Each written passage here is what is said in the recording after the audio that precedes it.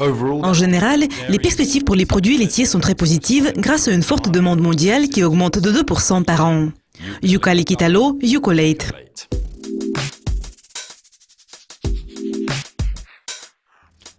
C'est la fin du premier trimestre de 2017. Quels résultats les marchés laitiers ont-ils enregistrés jusqu'à présent? Et pensez-vous que les tendances actuelles se poursuivent?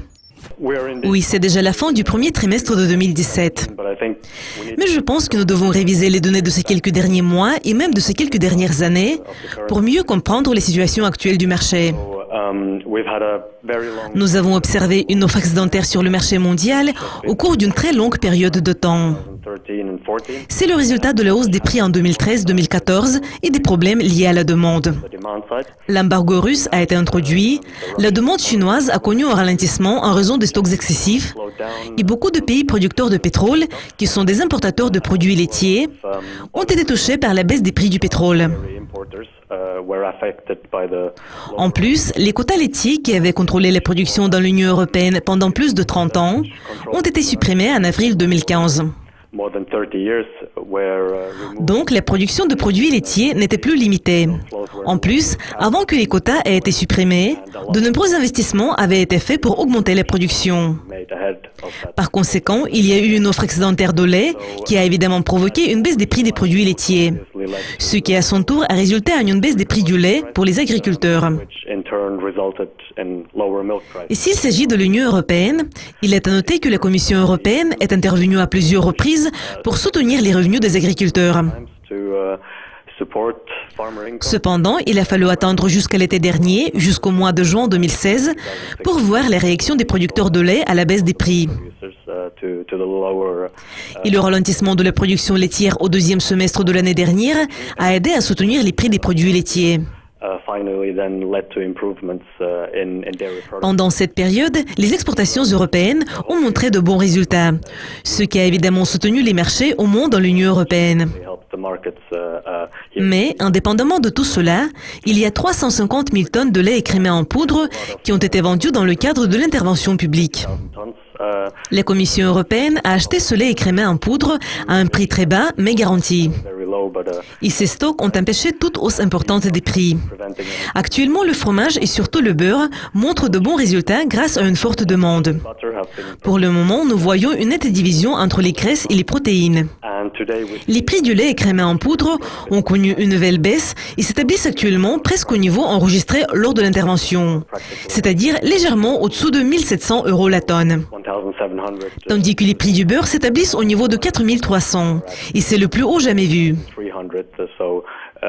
En ce qui concerne nos prévisions, je ne pense pas que le problème de l'excédent de protéines soit résolu dans un avenir proche, tandis que la demande de matières graisses laitières semble rester assez forte. Mais comme d'habitude, tout va dépendre de la production dans le monde entier au cours de ces quelques prochains mois.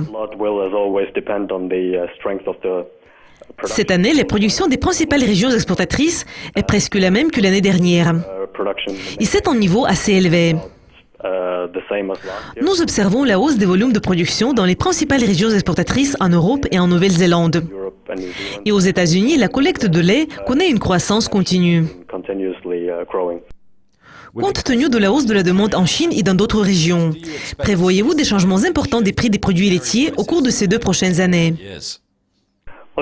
Je pense qu'en général, les perspectives pour les produits laitiers sont très positives grâce à une forte demande mondiale qui augmente de 2% par an en raison de la croissance démographique, de l'augmentation de la classe moyenne, de l'adoption des habitudes alimentaires occidentales, aussi bien que du développement du commerce de détail et du secteur des services de restauration. Les analystes prévoient que la croissance du commerce mondial pourrait dépasser 2% par an parce que les importateurs nets ont tendance à augmenter leur consommation et à devenir moins autonomes.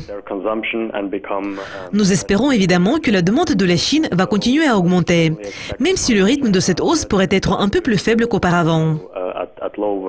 Nous voyons également le passage de la consommation des produits de base à la consommation des produits à valeur ajoutée, tels que les préparations pour nourrissons, le lait UHT et le fromage. Le Moyen-Orient et l'Afrique du Nord représentent une autre région d'une grande importance. Et les importations de produits laitiers devraient également augmenter dans cette région. Donc la consommation de produits laitiers, les productions de lait et le commerce du lait vont continuer à augmenter. Mais je pense qu'il est peu probable que cela entraîne des changements considérables des prix. Actuellement, il y a beaucoup plus de volatilité que lorsque nous avions un marché plus protégé. Je pense que nous allons continuer à observer des hausses et des baisses assez fortes. Mais le niveau moyen du prix du lait ne devrait pas changer de façon importante. Quels développements politiques vont affecter le secteur laitier dans les années à venir ? Nous devrons évidemment suivre de près les négociations sur le Brexit, parce qu'actuellement, le commerce de produits laitiers avec le Royaume-Uni, c'est-à-dire entre le Royaume-Uni et le reste de l'Union européenne, s'élève à environ 4 milliards d'euros. Et le Royaume-Uni est pour l'instant le plus grand importateur mondial de fromage et le deuxième plus grand importateur mondial de produits laitiers. Donc, les enjeux sont assez élevés. Et toute augmentation des tarifs ou l'apparition d'autres obstacles après le Brexit pourrait nuire gravement au secteur laitier européen. Et de façon plus générale, le commerce est évidemment important pour le secteur des produits laitiers, parce que l'Union européenne exporte près de 12-13% de sa production. Et les volumes d'exportation connaissent une augmentation constante. Donc nous devons être en mesure de concurrencer sur un pied d'égalité avec d'autres exportateurs de produits laitiers. Et pour atteindre cet objectif, nous devons améliorer l'accès au marché. Nous espérons que les négociations avec le Japon, le Mexique et le Mercosur vont apporter de bons résultats pour le secteur des produits laitiers. Nous espérons également que l'accord conclu avec le Canada va entrer en application à titre provisoire dans un avenir proche. Il va donner à l'Union européenne un accès supplémentaire au marché des fromages du Canada. Et s'il s'agit de la production, il est également important de parler des contraintes environnementales qui vont limiter ou ralentir la croissance de la production dans certaines régions où l'agriculture connaît un fort développement.